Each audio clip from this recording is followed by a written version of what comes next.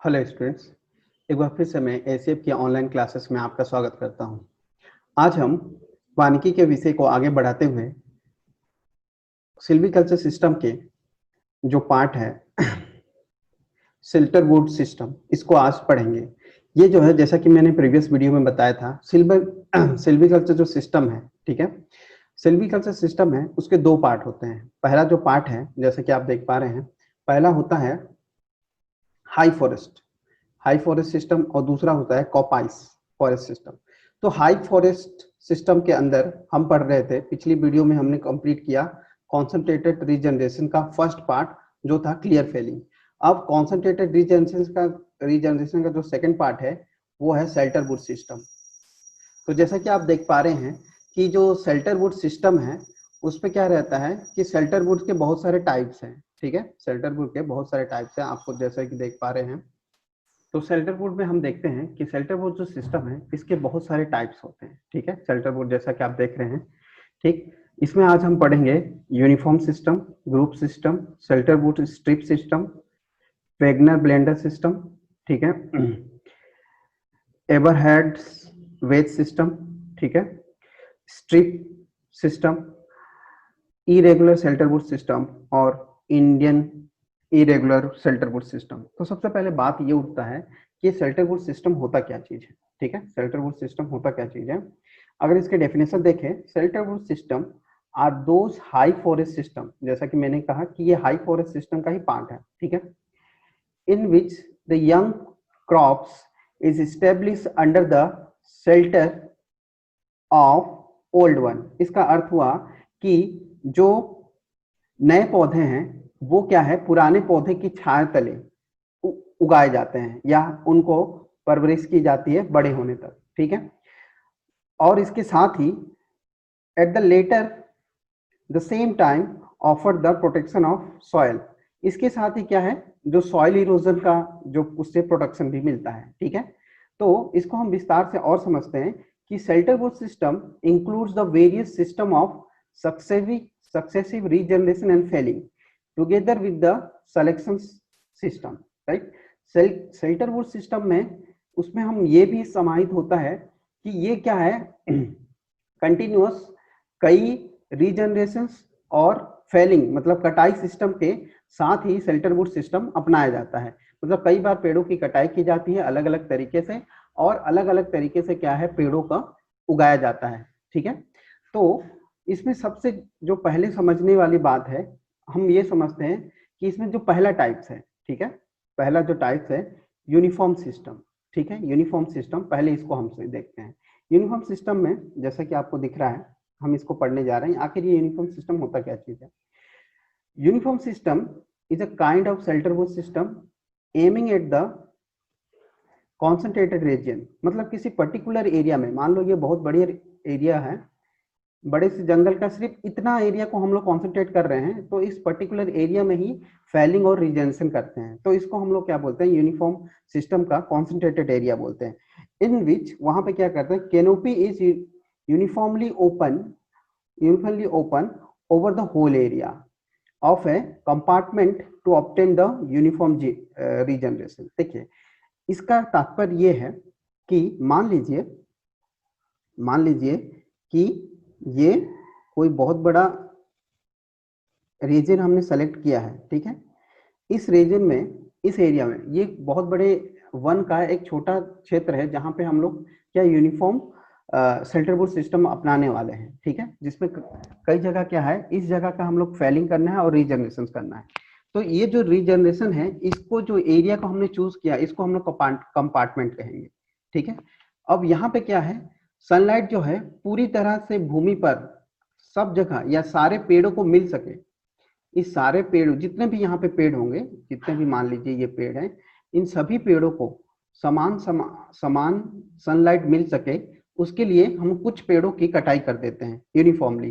तो जो सूरज की किरणें हैं वो बिल्कुल सभी को समान रूप से मिलने लगता है, ठीक है, इस तरह से। तो क्या, इसीलिए इसको कहते हैं uniform open up over the whole area. पूरे एरिया पर सूर्य की किरणें जो बराबर पड़ती है, सभी पेड़ों को समान तरीके से मिलता है, इसलिए इसे यूनिफॉर्म शेल्टरवुड सिस्टम बोलते हैं, ठीक है। इसको दूसरे नाम से भी जानते हैं, जैसे कि मैंने बताया हम उन्हें कंपार्टमेंट चूज करते हैं तो ये क्या हो जाता है, कंपार्टमेंट सिस्टम भी बोलते हैं या शेल्टरवुड कंपार्टमेंट सिस्टम भी बोलते हैं। इसका ऑब्जेक्टिव क्या है, अब ये देखते हैं जो यूनिफॉर्म सिस्टम का, to supply the seed naturally. जी हाँ, जब यूनिफॉर्म सिस्टम से हर तरफ से जब बराबर सनलाइट आता है तो इसके बीच हमने क्या कर दिया, एक छोटा पेड़ भी लगा सकते हैं या क्रॉप्स लगा सकते हैं, ठीक है, जो नए पेड़ों पौधे लगा सकते हैं, इसको हम लोग क्या बोलते हैं, क्रॉप्स, ठीक है। उसके बाद सेकंड पॉइंट अगर देखें, it provides shelter against the adverse climate, ठीक है। तो क्या है, ये जो है, ये जो पुराने पेड़ हैं, ठीक है, ये पुराने पेड़ है, एडवर्स क्लाइमेट की दशा में ये छोटे पेड़ों का प्रोटेक्शन भी करती है।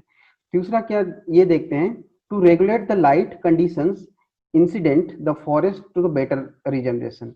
जैसा कि मैंने कहा कि यूनिफॉर्मली जब सोलर रेडिएशन सब तरफ मिलता है तो इस बड़े पेड़ों के साथ साथ ये छोटे पेड़ों को भी क्या मिलता है, सोलर रेडिएशन मिलता है, जिससे ये पर्टिकुलर अच्छी तरह से उग सके, ठीक है। अब इसमें मेन बात ये है कि इसमें किन पेड़ों को रखा जाता है, तो इन दिस प्रोसेस 12 से 15 जो सीड बियरिंग पेड्स होते हैं, मतलब जिनसे हमको क्या है बीज मिलता है, उनको रिटेन किया जाता है पर ईच हेक्टेयर, प्रति हेक्टेयर में 12 से 15 क्या करता है, पेड़ों को हमको रखना पड़ता है जो सबसे ज्यादा बीज देते हैं, उन पेड़ों को रखा जाता है, उनको काटा नहीं जाता है, ठीक है।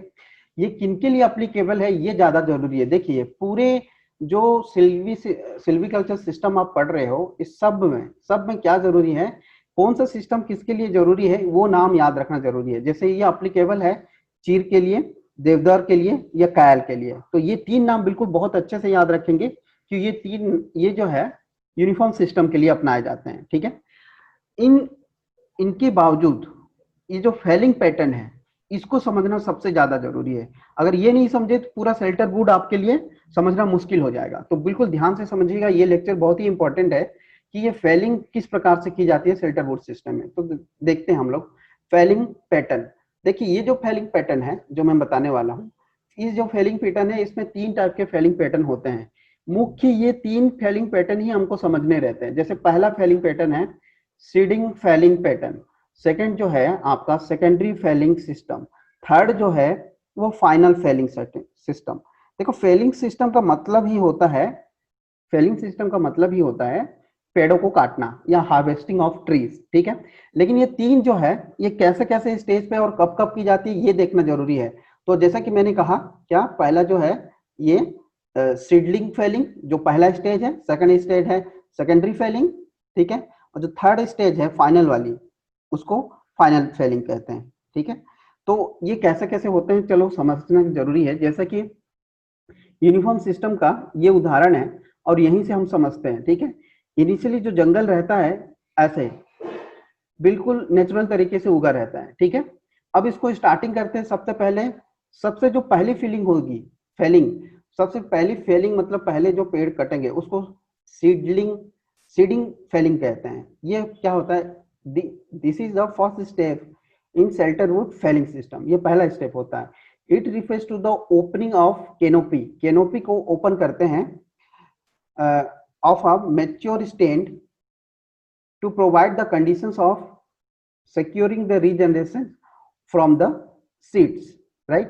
देखिए अब देखिए क्या करते हैं, मान लीजिए यहाँ पे जो देखिए बड़े पेड़ों के बीच में ये अनवांटेड जो पेड़ है, ठीक है, इनको हटाते हैं, इन चीजों को हटा देते हैं, ठीक है। ये पेड़ों को हटा दिए तो ये पहली जो कटाई आपने की इसको हम लोग क्या बोलते हैं, सीडिंग फेलिंग, ठीक है। अब देखिए ये पेड़ जो है बिल्कुल बराबर के हो गए ताकि इसके बीच जो है, इसके बीच जो सनलाइट है, इस फिगर पे कॉन्सेंट्रेट कीजिए, इस फिगर पे कॉन्सेंट्रेट कीजिए कि यहाँ पे जो सनलाइट है अब बराबर जमीन पे मिलेगा।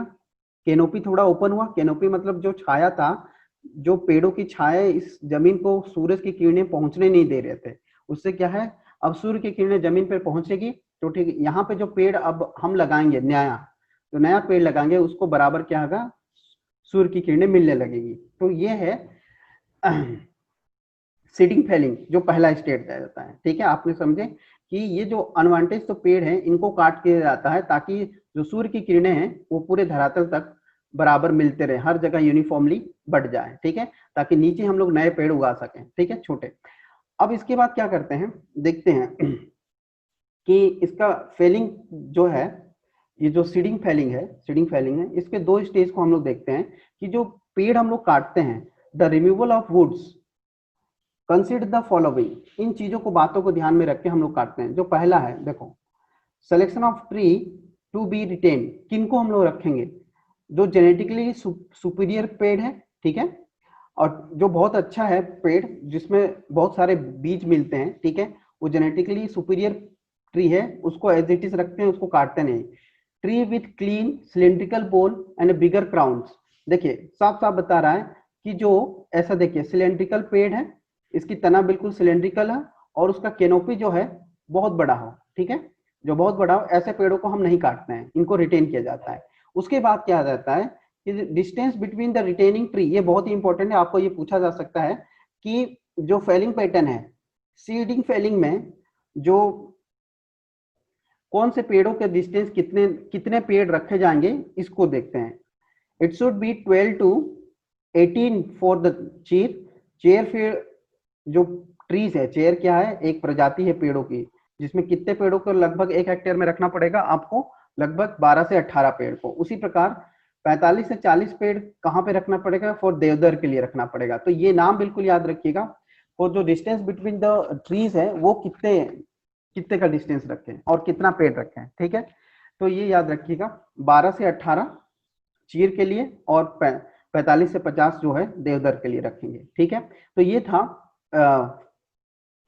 Seeding Fehling. फिलिंग पैटर्न के 3 पैटर्न का पहला पैटर्न समझे। अब देखिए दूसरा पैटर्न अपन समझते हैं कि ये सेकेंडरी फिलिंग क्या होता है, ठीक है, सेकेंडरी फिलिंग क्या होते हैं। तो देखिएगा, सेकेंडरी फिलिंग में कुछ पेड़ों को मैंने जैसे कहा कि इनमें से कुछ पेड़ों को काट देते हैं, ठीक है, कुछ पेड़ों को काटते हैं तो क्या हो जाता है, जो बचा हुआ पेड़ है इनको काटना, इनमें से कुछ पेड़ों को काट देना, फिर से क्या है, हम ये पाते हैं कि रीजनरेशन नहीं हो पा रहा है, तो और पेड़ थोड़े थोड़े बड़े हो गए हैं, तो अपन इन पेड़ों को, बाकी पेड़ों को काटना शुरू कर दिए। जैसे यहाँ से कुछ पेड़ काट दिए, यहाँ से कुछ पेड़ काट दिए, तो ये क्या है, सेकेंडरी फिलिंग की बात कर रहे हैं। तो चलिए इसको समझते हैं कि secondary felling is carried out between seedling felling and final felling. जाहिर सी बात है, ये आपकी सेकेंडरी फिलिंग है। तो सेकेंडरी फिलिंग है जो है वो सीडिंग फेलिंग और फाइनल फिलिंग इनके बीच होता है, जाहिर सी बात है, दिख ही रहा है। in order to gradually removal of shelter, right, to admit the more light to the regenerating plant। मैंने जैसे कहा कि देखिए हमने यहाँ पे पेड़ लगा दिया था, अब ये पेड़ क्या है, धीरे धीरे देखिए ये बड़े होने लगे हैं, इनको और सनलाइट देने के लिए हमने क्या किया, सेकेंडरी फेलिंग कर दी, ठीक है। तो इस तरह से ये देखिए नीचे नीचे क्या है, जनरेशन शुरू हो चुका है, तो उनको प्रॉपरली सनलाइट मिल सके इसलिए हमने सेकेंडरी फिलिंग कर दी, ठीक है। तो नंबर ऑफ, ऐसे क्या है, सेकेंडरी फिलिंग हम थोड़े थोड़े पेड़ों को काटना शुरू करते हैं, सारे पेड़ों को नहीं काटते हैं, ठीक है। तो नंबर कितने ऐसे सेकेंडरी फिलिंग करेंगे, तो number of secondary felling depend upon the species, species पे डिपेंड करता है कि ये कौन सा पेड़ के लिए किया जा रहा है, ठीक है। तो अलग अलग पेड़ों के लिए अलग अलग सेकेंडरी फिलिंग लगती है, ठीक है, किसी में 2 बार, किसी में 3 बार, ठीक है। तो यही बोल रहा था कि जो सेकेंडरी फिलिंग है ये डिपेंड करता है number of species, on the species पे डिपेंड करता है कौन सा पेड़ है, प्रोग्रेस ऑफ रीजनरेशन, और रीजनरेशन के प्रोग्रेशन में अगर प्रोग्रेशन बहुत अच्छा हो रहा है तो हम सेकेंडरी फिलिंग नहीं करेंगे, ठीक है। तो इस तरह से हम ये देखते हैं। एक दूसरी चीज है जो बहुत इंपॉर्टेंट है, सेकंड पॉइंट, उसको मैं बताने जा रहा हूं। More secondary felling are needed in the case of number of seed bearer retain, ठीक है। मतलब जितने ज्यादा हम लोग जो पेड़ छोड़े थे, जिनसे हमको बीज मिलने वाला था, और जितने पेड़ हम लोग छोड़े थे, उसके हिसाब से सेकेंडरी फिलिंग का नंबर ऑफ सेकेंडरी फिलिंग बढ़ेंगे या घटेंगे, ये डिपेंड करता है कि आपने पेड़ कितने छोड़े हैं, ठीक है। तो जैसे कि हम लोग बोले कि कुछ चीजें होती हैं जो बहुत स्लो ग्रोथ करते हैं, जैसे स्लो ग्रोविंग स्पीस जो है, इनको ध्यान में रखिएगा, इनको पूछा जा सकता है। सो सिल्वर फर, स्प्रूस के लिए 2 या 2 से अधिक सेकेंडरी फिलिंग की जरूरत होती है। वेरी इंपॉर्टेंट यहाँ पे रखिएगा कि सिल्वर फर और स्प्रू के लिए 2 या 2 से अधिक सेकेंडरी फिलिंग की जरूरत है। वही तो फास्ट ग्रोइंग स्पीसीज जो होते हैं उनमें क्या है, सेकेंडरी फिलिंग जो लेस होती है, ठीक है, जिसमें लेस सीड बियरिंग की जरूरत होती है, ठीक है। तो जैसे कि होता है, जैसे एक या एक के बराबर, एक सेकेंडरी फिलिंग हो, एक बार सेकेंडरी फिलिंग हो, वो होते हैं सीड और पाइनेस, ठीक है, पाइन स्पीसीज जो होते हैं। इसको अगर मैं हाईलाइट में दिखा दूं तो आपको ये सुटेबल होगा। Just a minute. तो आप यहाँ पे देख सकते हैं ये सिल्वर और फर और स्प्रू, इनकी दो या दो से अधिक सेकेंडरी फिलिंग की जरूरत होती है, क्योंकि इनमें जो बीज है बहुत स्लो उगते हैं, ठीक है, बहुत स्लो रीजनरेशन होता है। वहीं चीर और पाइन जैसे पेड़ों में बहुत जल्दी ग्रोथ होती है, इसलिए इनको एक बार या एक बार लगभग क्या है सेकेंडरी फिलिंग की जरूरत होती है। तो मैंने कहा था सेकेंडरी फिलिंग डिपेंड करता है कि कौन सा स्पीसीज आप लगा रहे हैं, ठीक है। चलिए आगे बढ़ते हैं, ये नाम याद रखिएगा। अब तीसरा टाइप को देखते हैं, ठीक है। तीसरा जो टाइप है वो फाइनल फिलिंग की बात कर रहा हूँ। देखिए फाइनल फिलिंग में ये जो है आपका फाइनल फिलिंग की बात कर रहा हूँ, ठीक। तो इसको समझते हैं। देखिए फाइनल फिलिंग में जैसे कि नाम बचा है, जो भी पेड़ बचे, ये सेकेंडरी फिलिंग हो गया, कुछ पेड़ों को काट दिया। अब जो बचे हुए पेड़ को, इन पेड़ों को जब भी काट देते हैं हम लोग, ये बचे हुए पेड़ को हमने काट दिया, ये बचे हुए पेड़ को काटना, इसको फाइनल फिलिंग मिलता है। अब देखिए, अब जो इसके बाद जो बचता है यंग जनरेशन बच जाता है। अब जो ये जंगल है बिल्कुल यंग जनरेशन है, क्योंकि यहाँ पे सारे पेड़ क्या है बराबर एक ही एज के हो गए, ठीक है। तो ये नया जंगल है, पुराने जंगल कट चुके हैं। तो ये जो साइकिल है एक्चुअली 100 साल या उससे ज्यादा का होता है। First felling, second felling, third felling के बीच में 100 साल लग जाते हैं, ठीक है। तो इस तरह से आप देखिए फाइनल फिलिंग में क्या होता है, the final felling removal of the last seed या shelter tree after the regeneration has affected right। रीजनरेशन बिल्कुल अफेक्टेड हो गया। आप यहाँ पे देख सकते हैं रीजनरेशन प्रॉपरली हो रहा है। रीजनरेशन मिलने के बाद ये पेड़ों को काट देना ही, जो बचे हुए पुराने पेड़ हैं उनको काट देना, क्योंकि रीजनरेशन बिल्कुल इफेक्टिवली होने लगा है, तो हमने ये पुराने पेड़ को काट देंगे। तो ये फाइनल फिलिंग की बात करें तो इस तरह से हमने देखा कि किस तरह से सीड फिलिंग, सेकेंडरी फिलिंग और फाइनल फिलिंग की बात कर दी। चलिए तो फिलिंग के बाद हम आगे बढ़ते हैं और देखते हैं, जैसे कि आपको ये दिख रहा होगा। आप यहाँ पे एक चीज और समझेंगे, जैसे मैंने पिछले वीडियो में भी समझाया था। जैसे यहाँ पे आपने क्या देख लिया कि यहाँ पे रीजनरेशन हो गया, ठीक है, यहाँ पर रीजनरेशन हो गया, पेड़, नए पेड़ उगाए। अब इन नए पेड़ों को क्या है टेंडिंग के लिए छोड़ देते हैं। टेंडिंग मैंने बताया था कि टेंडिंग जो नए पौधों को क्या करते हैं, नए वातावरण से जूझने के लिए छोड़ देते हैं, ताकि वो धूप, पानी, वर्षा, सूरज की किरणें, तापमान, डिफरेंट तापमान, जलवायु सहे और उसमें सर्वाइवल हो। तो इसको टेंडिंग कहेंगे। तो उस टेंडिंग के लिए और भी, जैसे burning of material obtain from the seeding felling. तो सीडिंग फिलिंग में हमने क्या देखा था कि ये छोटे छोटे पेड़ों को काट दिए थे, जैसे कि हमने देखेगा यहाँ पे क्या छोटे छोटे पेड़ों को काट दिए, तो इनको जल के इनके मलबे को हम लोग वहीं पे डाल देते हैं, जिससे ये कंपोस्ट का काम करते हैं, ठीक है। आगे देखते हैं, ये सब टेंडिंग ही कहलाता है।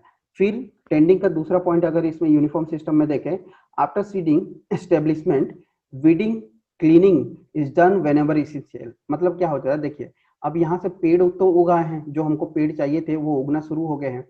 अब ये पेड़ उगना शुरू होने के बाद क्या हो जाता है, इनको कुछ टाइम पे ये खरपतवार इनके साथ उगते हैं। तो इस फसल को बचाने के लिए, इन फसलों को बचाने के लिए ये वीडिंग मतलब ये खरपतवार को उखाड़ना पड़ता है, क्लीन करना पड़ता है, ताकि ये प्रॉपरली अपना इनको पोषण मिल सके, ना कि इनको, ठीक है। तो ये सब टेंडिंग के दौरान आएंगे। नेक्स्ट जो टॉपिक है आप देखें कि regeneration period and periodic block. ये दो चीजें आपको बिल्कुल समझनी है। क्या है रीजनरेशन ब्लॉक, पीरियड क्या होता है और पीरियोडिक ब्लॉक क्या होता है। पीरियोडिक ब्लॉक को हम इसको पीबी से डिनोट करते हैं। पीरियोडिक ब्लॉक को हम लोग पीबी से डिनोट करते हैं, इन शॉर्ट पीबी, जैसे कि आप देख रहे हैं। चलिए इसको समझने के लिए बोलता हूँ। जैसे मैंने बताया था कि एक कंपार्टमेंट लेते हैं, लाइक ये कंपार्टमेंट है, जितना बड़ा एरिया हो उसको एक कंपार्टमेंट चूज कर लेते हैं। अब मान लीजिए जो भी वहां पे स्पीसीज है, जिस भी प्रजाति की एक प्रजाति है पेड़ की, जिसकी जो लाइफ साइकिल है वो 100 साल का है, तो हम लोग क्या करते हैं, इसको मान लेते हैं कि जो रेक्टेंगल है, ठीक है, इसको क्या है 100, इस 100 को हम लोग 4 भागों में बांट लेते हैं। तो पहला जो पीबी है, ये PB 1, PB 2, PB 3 and PB 4। PB124 ये क्या बता रहा है? PB मतलब है पीरियोडिक ब्लॉक। जिस पर्टिकुलर छोटे से एरिया को हम लोग पूरा कॉन्सेंट्रेटेड लेते हैं, जहां पे हम लोग फेलिंग करनी है और रीजनरेशन करना है। फेलिंग मतलब पेड़ों को काटना, रीजनरेशन मतलब नए पेड़ों को उगाना। ठीक है, तो ये पीबी है इस बड़े से एरिया को। ठीक है, बड़े से एक क्या हो, एक पीबी एक छोटा सा कंपार्टमेंट चूज कर लिए। इस कंपार्टमेंट को ही बोलते हैं पोर्टेबल ब्लॉक, जहां पे एक निश्चित एरिया रहता है, उसी निश्चित एरिया को ही हम लोग पीबी बोलते हैं। ठीक है, अब देखते हैं, हमको ये समझना है कि ये रीजनरेशन पीरियड का होता है और ये पीरियोडिक ब्लॉक भी। पीरियोडिक ब्लॉक को अभी मैंने बताया। देखिए डेफिनेशन तो बिल्कुल दिया है, आप डेफिनेशन से समझ सकते हैं।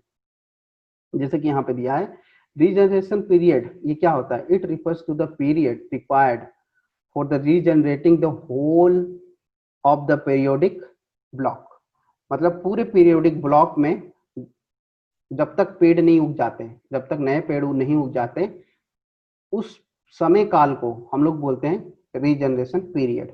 ठीक है, जब तक ये पूरे ब्लॉक में पूरे पेड़ नहीं उग जाते, ठीक है, नए पेड़ उग नहीं जाते, आपने जो भी रीजनरेशन में बीज लगाए या छोटे पौधे लगाए, वो जब तक पेड़ नहीं बन जाते लगभग 25 साल तक, ठीक है, उस समय काल को मान लीजिए 25 साल में बड़े हो गए, तो 25 साल का जो पीरियड है वो रीजनरेशन पीरियड हो जाता है, जब तक पूरे एरिया में, इस पर्टिकुलर एरिया में पूरा रीजनरेशन नहीं हो पाता। ठीक है, नहीं हो जाता, तब तक उस पीरियड को रीजनरेशन पीरियड करेंगे। सिमिलरली नेक्स्ट जो है रीजनरेशन इंटरवल होता है। रीजनरेशन इंटरवल क्या होता है, ये भी आपको पूछ सकता है ऑप्शन में। ठीक है, in this in this interval in this interval it is in between seeding felling and final felling. मैंने बताया था कि 3 प्रकार के फीलिंग होते हैं। ठीक है, तो जो पहला फीलिंग है वो सीडिंग फेलिंग होता है, सीडिंग फेलिंग, और दूसरा होता है सेकेंडरी फीलिंग। ठीक है, और तीसरा जो है फाइनल फेलिंग होता है। ठीक है, फाइनल फेलिंग होता है। ठीक है, तो इन दोनों के बीच का जो समय है, इसी समय को हम लोग बोलते हैं रीजनरेशन इंटरवल। ठीक है, ये इंटरवल है।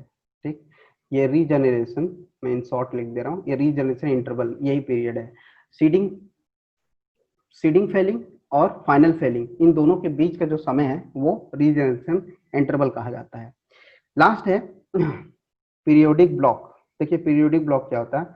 In this part or part of forest set arise to regenerate the particular period. एक पर्टिकुलर पीरियड में जिस क्षेत्र में हम लोग रीजनरेशन करना चाहते हैं, उसको हम लोग क्या होते हैं? पीरियोडिक ब्लॉक कहते हैं।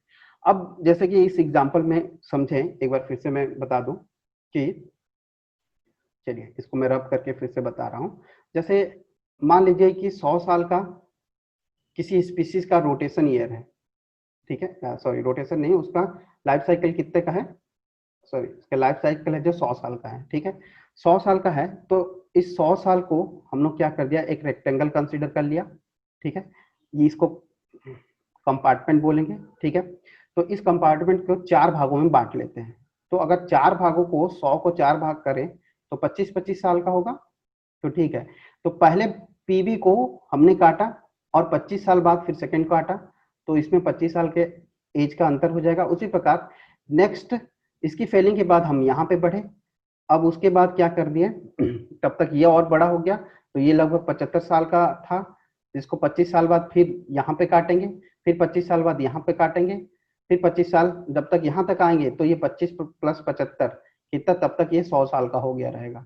ठीक है, तो इस तरह से आप क्या करते हैं, 25-25 साल का अंतराल पे 4 ब्लॉक बांट देते हैं, 4 पीबी बांटते हैं और 25-25 साल के अंतराल में काटते हैं। क्योंकि देखिए 25 साल क्यों ले रहे हैं, मैंने कहने का मतलब यह है, रोटेशन इनका जो ईयर है, जो रोटेशन ईयर निकला है वो 25 साल का निकला है।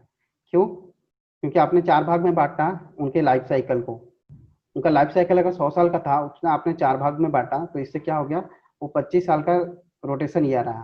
रोटेशन ईयर से तात्पर्य क्या है, मान लीजिए इस ये जो पेड़ थे, जो पेड़ है, इनका लाइफ साइकिल अगर 100 साल का है, तो हम लोग 100 साल तक वेट नहीं करते हैं, क्योंकि 100 साल में जो पेड़ है वो बूढ़ा हो जाता है, सूख जाता है, उसकी कीमत बहुत गिर जाता है।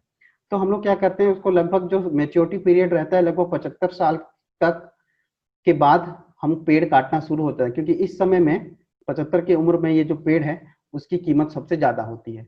तो हमने क्या कर दिया कि उतने बड़े एरिया में जो काटना शुरू किया वो 25 साल के 25 साल का रोटेशन ले लिया, ठीक है, 25 साल पहले काटना है तो ये 25 साल का रोटेशन ईयर मिलेगा, ठीक है आपको। चलिए बढ़ते हैं आगे, यही था रीजनरेशन पीरियड और पीरियोडिक ब्लॉक।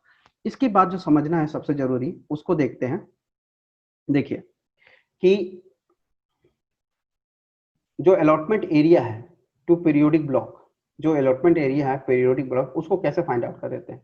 तो PB are allotted in the two means, दो प्रकार से पीबी मिलते हैं, एक तो फिक्स्ड या परमानेंट पीबी मिलता है और दूसरा फ्लोटिंग पीबी मिलता है, ठीक है। परमानेंट जहां सब कुछ फिक्स हो जाएगा, और फ्लोटिंग मतलब वहां पे कंडीशन के दौरान ये चेंज होते रहते हैं, ठीक है। कंडीशन के दौरान उनका एरिया कम या ज्यादा हो सकता है। और फिक्स परमानेंट पीबी मतलब जो एरिया फिक्स कर दिया गया है, अब उसमें कोई चेंजेस नहीं होंगे। तो चलिए देखें, सबसे पहले देखते हैं अपन फिक्स्ड या परमानेंट पीबी, ठीक है। जैसे कि नाम से पता चल रहा है, it refers the allotment in which the entire area is divided into various PB. जैसा अभी पिछले में देखा, एक बड़े से एरिया को हम छोटे छोटे पीबी में बांट लेते हैं, which retain their territorial identity at each working plan, ठीक है। तो जो भी आप लोग टेरिटोरियल एरिया मतलब जो भी फॉरेस्ट एरिया मिला, ठीक है, उसको हम लोग क्या है छोटे छोटे पीबी में बांट देते हैं। तो ये पहला PB, 2 PB, 3 PB, 4 PB, PB means is portable block, ठीक है।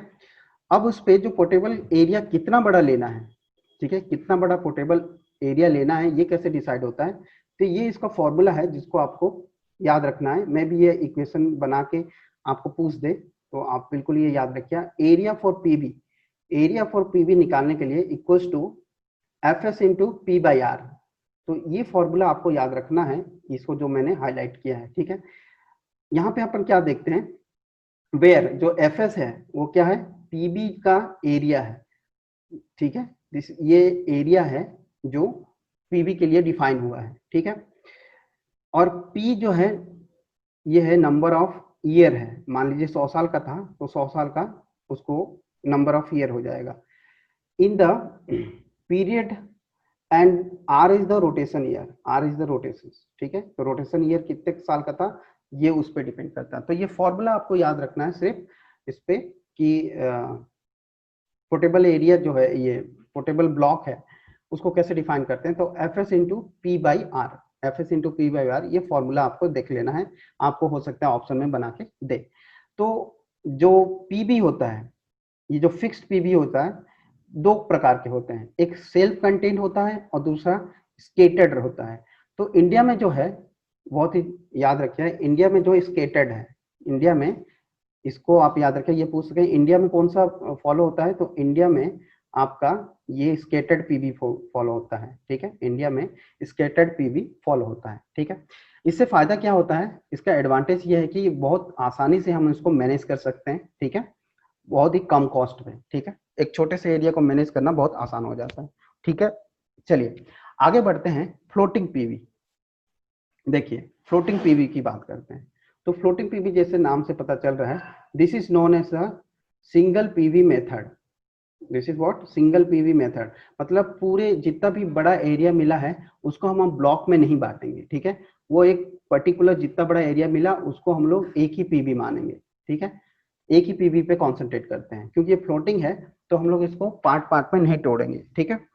तो ये जो फ्लोटिंग है क्या कारण रहता है, फ्लोटिंग इसलिए बोलते हैं क्योंकि जो PV consisting of mature forest is taken up the regeneration during the working plan period। इसका तात्पर्य ये हुआ कि ये बहुत सारी चीजों से क्या है अफेक्टेड होता है, the various factor, the factor affecting length of regeneration period. क्योंकि इसमें जो रीजनरेशन पीरियड है वो वेरी करता है, जैसे 25 साल को हमने माना है तो 25 साल से नहीं, ये 25 से 30 साल भी हो सकता है। तो ये क्या है, इसका जो रोटेशन ईयर है वो बदलता रहता है, ठीक है।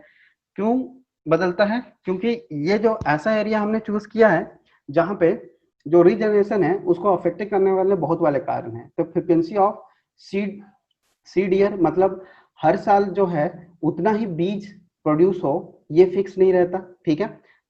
जिस जिस प्रकार से सीड उत्पन्न होता है उसी प्रकार से जंगल में उतनी वृद्धि होती है। नेक्स्ट जो सीड मतलब बीज, नेक्स्ट जो है लाइट रिक्वायरमेंट की, जितनी ज्यादा लाइट मिलेगा उतनी ही ज्यादा रीजनरेशन होगा, मतलब सनलाइट की, ठीक है। नेक्स्ट जो है अदर क्लाइमेट फैक्टर की, ठीक है, the extreme climate conditions and the higher and low temperature.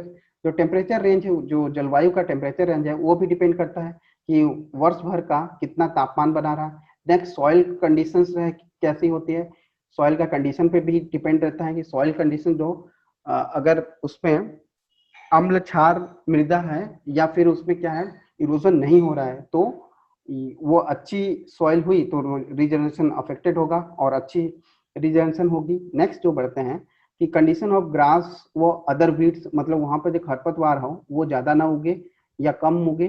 कम और ज्यादा से क्या है रीजनरेशन का पीरियड में बिल्कुल चेंज होता है, ठीक है। तो इस तरह से, और लास्ट वाला आप अगर देखें तो फायर ऑक्यूरिंग इंक्रीजिंग और रीजनरेशन पीरियड, मतलब वही है कि अगर वन में अगर आग लगे तो रीजनरेशन पीरियड बढ़ जाता है। रीजनरेशन पीरियड बढ़ाना का तात्पर्य है पौधे बहुत देर से उगते हैं, तो पौधे जितने देर से उगेंगे, ठीक है, पौधे जितने देर से उगेंगे रीजनरेशन पीरियड उतना ही लंबा होगा।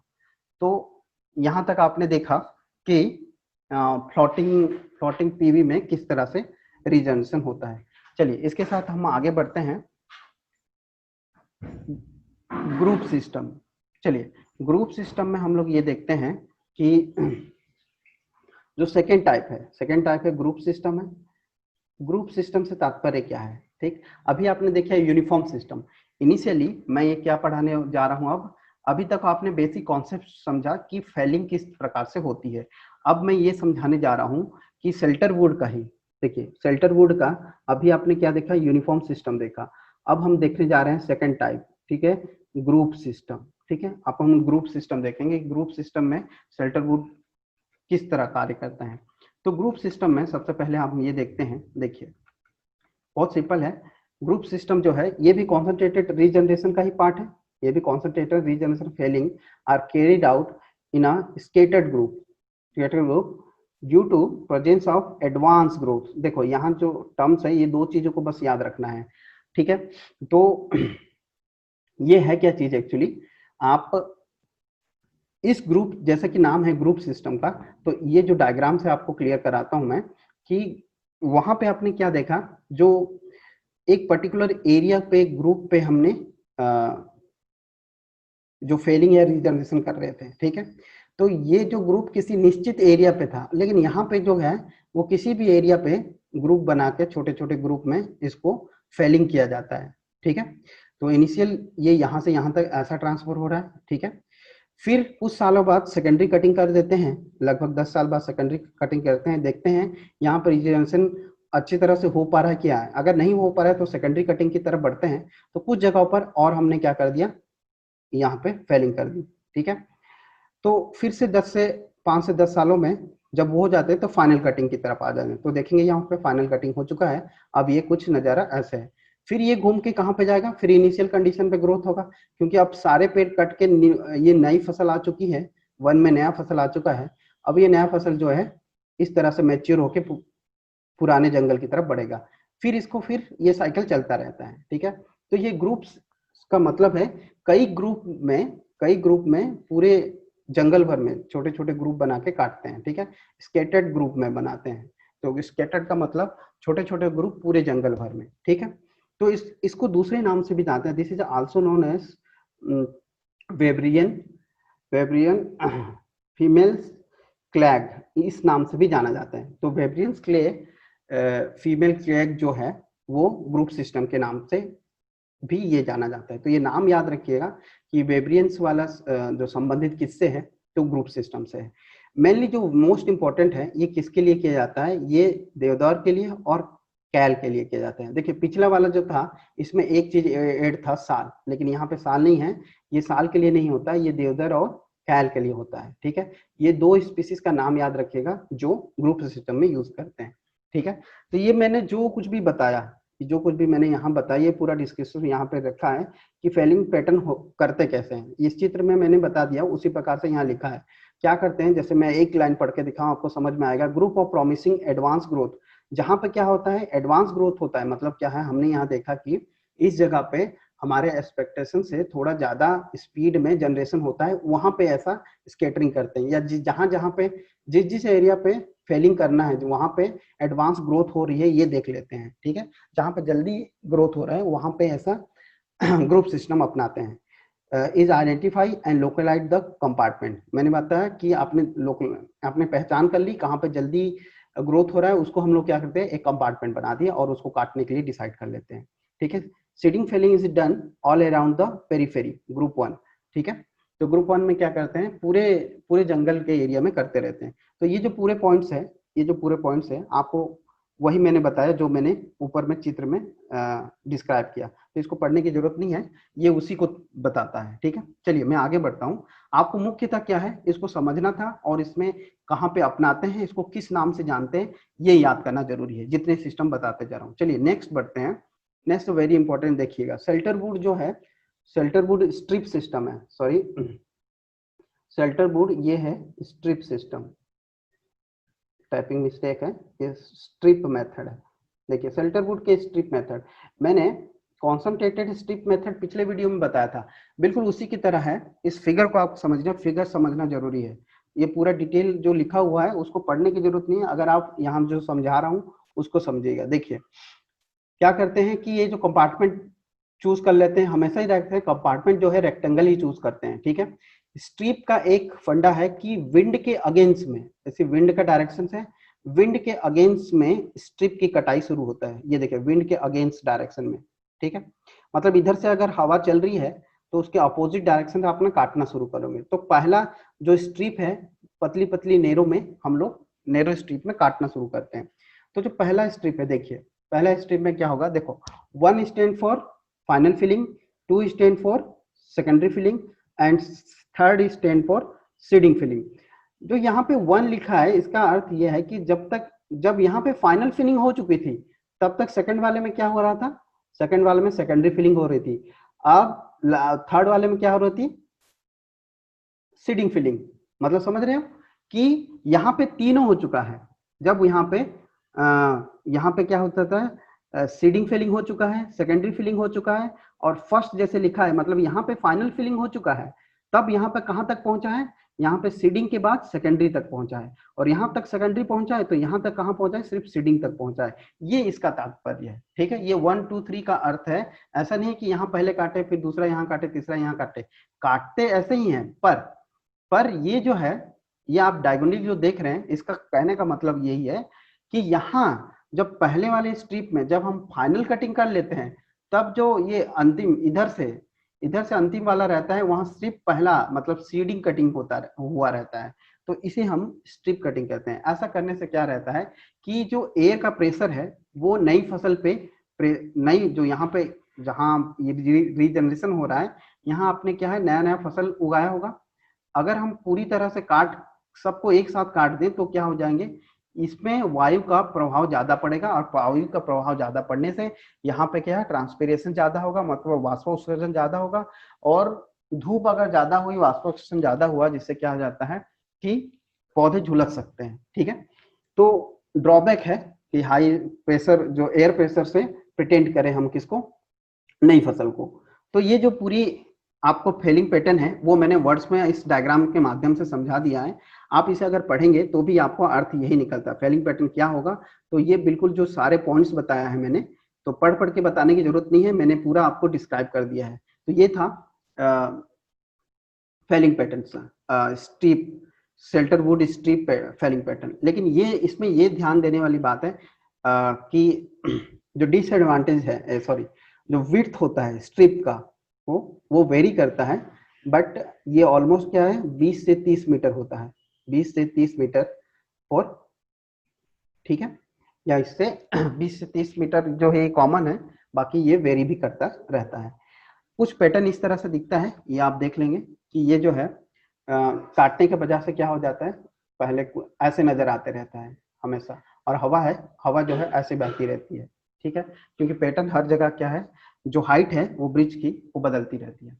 नेक्स्ट जो है, ये देखिए, ये जो डायग्राम था मैंने बताया जैसा कि ये क्या है, शेल्टरवुड स्ट्रिप का है। नेक्स्ट बढ़ते हैं, वेगनर ब्लेंडर। वेगनर ब्लेंडर जो रीजनरेशन सिस्टम है उसको देखते हैं। ठीक है, ये जो है एक्चुअली जर्मनी, जो जर्मन के जो हम जानते हैं कि जर्मनी के ये जो वन विद्य है, मतलब फॉरेस्ट वैज्ञानिक है, ठीक है, ये उन्हीं के नाम पर है, वैगनर्स ब्लेंडर जो है। ठीक है, तो इनके द्वारा इन्होंने एक पद्धति समझाई कि जो फाइलिंग की जाएगी वो किस तरह से कर जाएंगे। ठीक है, तो ये पूरी कहानी आप देख सकते हैं, जितना भी डिस्क्राइब यहाँ पे लिखा हुआ, इस चित्र के माध्यम से मैं समझाता हूँ कि वेगनर ब्लेंडर फाइलिंग सिस्टम क्या होता है। ठीक है, ये शेल्टरवुड का ही एक टाइप है। ठीक है, तो ध्यान रखेंगे पहले थोड़ा सा कि it is silviculture system in which regeneration felling are carried out in a narrow strip extending in east to west directions and advancing from north to south directions. आपको ये समझना जरूरी है। ठीक है, ये कैसे होता है अभी समझाता हूं मैं। It provides sidewards protections, to regenerate from the sun, right, regeneration from the sun. Hence this system is useful for subtropical tundra region. इसको हाईली आप मार्क कीजिए कि ये किसके लिए बहुत जरूरी है। तो जो वेगनर ब्लेंडर जो सिस्टम है वो आपका सब ट्रॉपिकल टुंड्रा रीजन के लिए वह बहुत ही जरूरी है। ठीक है, तो आपको ये पूछा जाता है ये कहाँ के लिए है, किस पेड़ के लिए होता है, और फेलिंग पैटर्न कैसा होता है। तो फेलिंग पैटर्न को समझिएगा। देखिए, ये जो पूरा आपको ब्लॉक मिला है, ये पूरा जो ब्लॉक आपको मिला हुआ है, ठीक है, यानी कि इतने बड़े एरिया को हमने सेलेक्ट किया है एज ए कंपार्टमेंट जहां पे हमको फेलिंग करनी है। ठीक है, वो कैसे करनी है, हमने इसको फॉर्मूला अभी पढ़ा था। ठीक है, फॉर्मूला क्या है आप मत भूलिए, जो पीवी का एरिया हम लोग डिसाइड करते हैं। ठीक है, पीवी जो एरिया हम लोग डिसाइड करते हैं, ठीक है, ये फॉर्मूला अभी मैंने बताया है, उसको बिल्कुल याद रखिएगा। जैसा कि ये मैं एक बार आपको फिर से दिखा दूं, ये आपका फॉर्मूला है जो इसको आपको याद है, P V equal to F S into P by R. इस फॉर्मूले से वो एरिया डिसाइड होता है। ठीक है, तो ये एरिया डिसाइड होने के बाद अब आ जाते हैं हम लोग यहाँ पे कि ये एरिया डिसाइड हुआ। सबसे पहले क्या करते हैं, जो एक नेरो स्ट्रेप में काटना रहता है। ठीक है, तो लेंथ विड्थ के हिसाब से इसको जो काटना रहता है क्या है कि यहाँ पे एक चीज आप देखेंगे कि इस तरह से जो नेरो पे हम काटते हैं, इस पे हमको क्या फायदा और क्या ऑब्जर्वेशन देखना है वो जरूरी है। आपको वही चीज पूछा जाएगा। ठीक है, तो ईस्ट टू वेस्ट अगर जाएं, ठीक है, ये देखिए इधर से बढ़ रहे हैं। ठीक है, मान लीजिए ये इधर साइड एड है, तो वेस्ट टू, ये जो वेस्ट टू ईस्ट डायरेक्शन में है उस पे आपको क्या मिलता है, in this system the pattern of felling is not prescribed, it may be vary according to the local condition के अनुसार ये बदल भी सकते हैं। जो फर्स्ट क्लियर फिलिंग होता है is done on the northern side. मतलब नॉर्दर्न साइड मतलब ये किनारे से, इस किनारे से, देखिए ये नॉर्दर्न साइड है, जैसे बता रहा हूँ कि ये साउथ वाला साइड हो जाएगा, ये नॉर्थ वाला साइड होगा जैसा दिखाया है। तो ये नॉर्दर्न साइड है, यहाँ से शुरू होगा फेलिंग। ठीक है, and usually felling carried out from east to west. ठीक है, ईस्ट टू वेस्ट फेलिंग शुरू होगा, मतलब यहाँ से इधर से आप काटना शुरू करेंगे। ठीक, तो आप देखें कि पहले ये वाले स्ट्रिप कटेगा, फिर ये, फिर ये, फिर ये। तो इस प्रकार से होता क्या चीज है, ये जो साइज है ये कैसे डिसाइड होता है। तो ये जो मैंने हाईलाइट किया है वो आप याद रखेंगे। द स्ट्रिप विड्थ जो चौड़ाई है should be half of the height of the standing tree, right, standing tree जो भी है ये याद रखिएगा। जो इनका विड्थ है, ठीक है, जो विड्थ है W, विड्थ जो है, जो पेड़ होंगे वहां पे, उस पेड़ के हाइट का आधा होता है। ये पूछा जा सकता है कि कौन से फेलिंग पैटर्न में जो चौड़ाई है, फेलिंग की चौड़ाई है, वो पेड़ के हाइट का, ऊंचाई का आधा होता है। ठीक है, तो ये है आपके वेगनर ब्लेंडर जो मेथड है।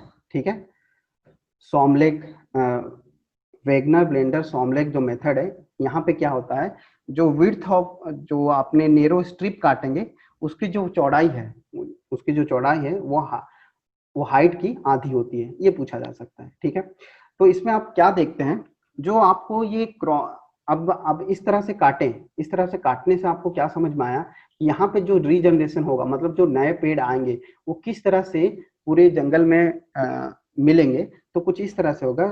आप यहाँ पे लिखा आप समझ सकते हैं, crop obtain is even age, मतलब एक समान एज के होंगे, along the east west direction, मतलब इस डायरेक्शन में, ईस्ट वेस्ट डायरेक्शन में जो पेड़ होंगे, चाहे किसी भी स्टेप में ले लो, तो उनका जो एज है वो समान मिलेगा, ठीक है।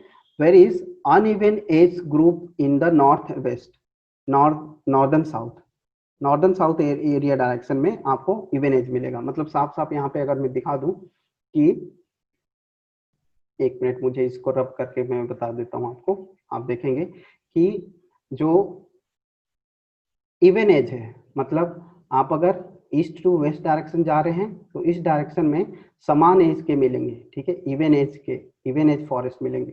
लेकिन अब जहां पे इधर से इधर जाएंगे, ठीक है, नॉर्थ टू साउथ या साउथ टू नॉर्थ जाएंगे, तो इससे क्या हो जाएगा कि जो इस पे ऑड एज वाले मिलेंगे, मतलब इरेगुलर फॉरेस्ट मिलेंगे, इरेगुलर फॉरेस्ट, ठीक है।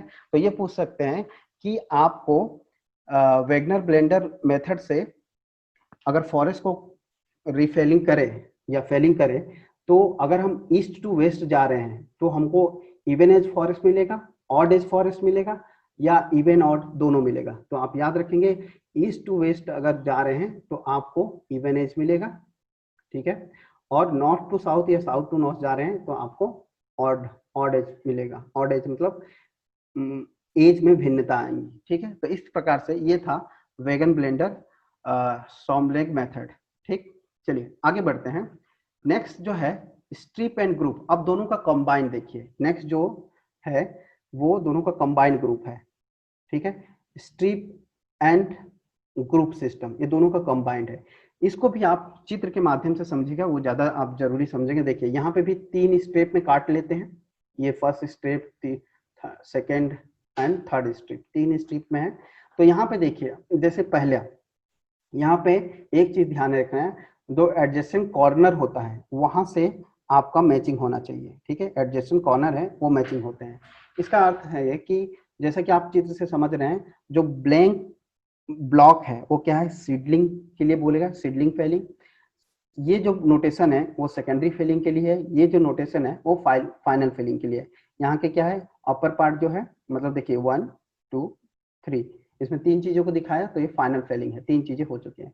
तो देखिए फर्स्ट स्टेप में जब यहाँ पे फर्स्ट स्टेप में हमने क्या किया, सीडिंग फेलिंग की, ठीक है, सीडिंग फेलिंग की, तब उसके एडजेसेंट कॉर्नर पे आप एक एरिया, उतना ही एरिया उसके एडजेसेंट कॉर्नर इस डायरेक्शन में, उस डायरेक्शन में क्या करेंगे आप, यहाँ पे फेलिंग करेंगे, ठीक है।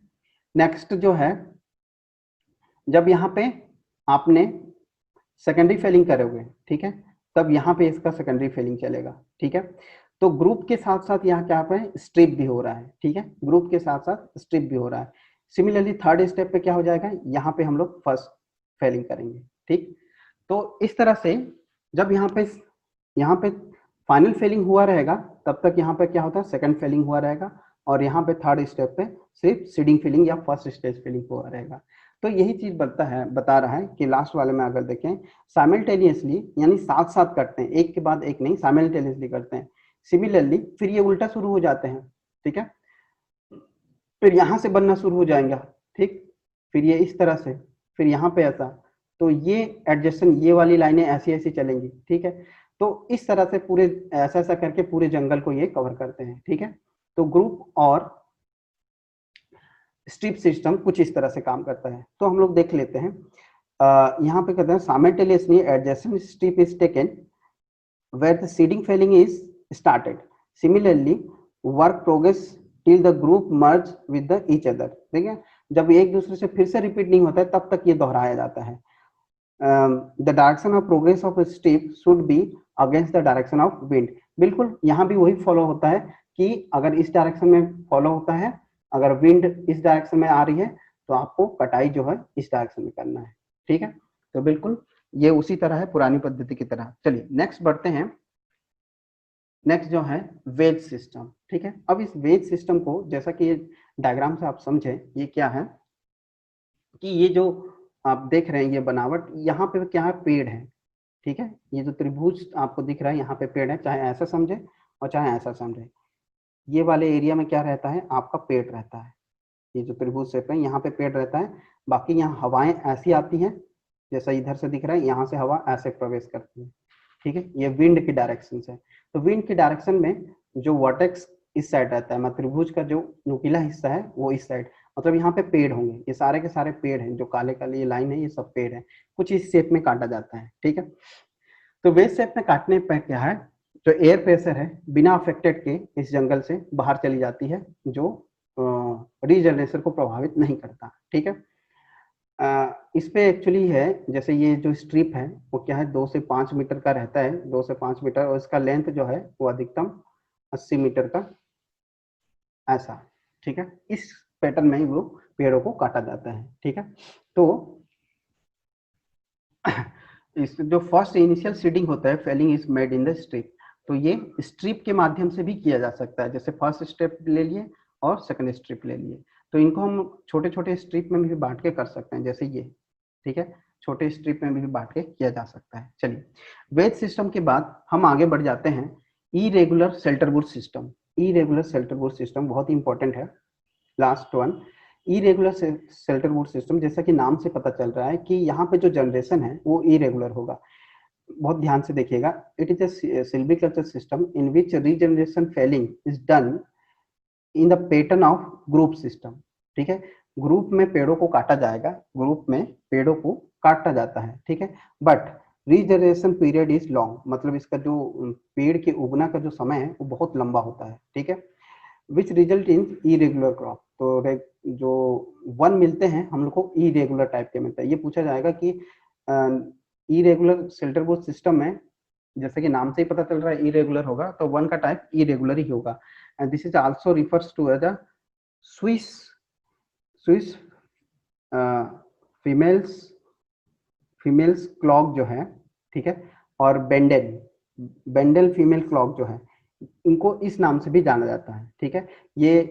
ये दोनों साइंटिस्ट जो थे वो, ये वानिकीविद जो हैं, इनके नाम से ये रखा गया इरेगुलर शेल्टरवुड सिस्टम को, ठीक है। तो इनका नाम जरूरी है कि इरेगुलर शेल्टरवुड को किस नाम से जाता है, Baden and Swiss femelschlag से, ठीक है, Swiss and Baden femelschlag के नाम से भी जाना जाता है, ठीक। This is comparison between the selection system and shelterwood system, right. ये एक्चुअली कंपैरिजन है किसका, शेल्टरवुड सिस्टम का और सिलेक्शन सिस्टम का। This is applicable for tropical rain forest, right, ये वेरी इंपॉर्टेंट है। ट्रॉपिकल रेन फॉरेस्ट के लिए बहुत ही जरूरी है। एक एग्जाम्पल बहुत ही ये पूछा जा सकता है कि अंडमान कैनोपी लिफ्टिंग शेल्टरवुड सिस्टम किससे रिलेटेड है, ठीक है। अंडमान कैनोपी लिफ्टिंग सिस्टम है, किसका उदाहरण है, इरेगुलर शेल्टरवुड सिस्टम का ही उदाहरण है। ये बहुत इसेंशियल हो जाता है। लास्ट जो है, क्योंकि ये क्या है, शेल्टरवुड सिस्टम जो है इंडिया, अंडमान कैनोपी लिफ्टिंग जो शेल्टर है वो इंडिया के अंदर आता है। तो जो लास्ट वाला है 2H, जो आई सिस्टम है, जो इंडियन इरेगुलर फॉरेस्ट्री सिस्टम भी ऐसा है, इंडियन इरेगुलर शेल्टरवुड सिस्टम भी इसी से संबंधित है, ठीक है, इसी से मिलता जुलता ही इरेगुलर शेल्टरवुड सिस्टम होता है। तो इस तरह से आप यहाँ दो चीज याद रखने वाली बात है, ये स्विस एंड बेंडर जो फीमेल स्लैग हैं, इनके नाम पर इरेगुलर शेल्टरवुड को रखा गया है, और इनका ये कहाँ पे अप्लीकेबल होते हैं, ट्रॉपिकल रेन फॉरेस्ट में। और जो अंडमान कैनोपी लिफ्टिंग शेल्टरवुड है, ये इसी का उदाहरण है, ठीक है। तो ये नाम बिल्कुल याद रखिएगा, इससे क्वेश्चन बनने की पूरी संभावना है। तो इसी तरह से नेक्स्ट वीडियो में हम इसके आगे के टॉपिक्स देखेंगे। Thanks for watching.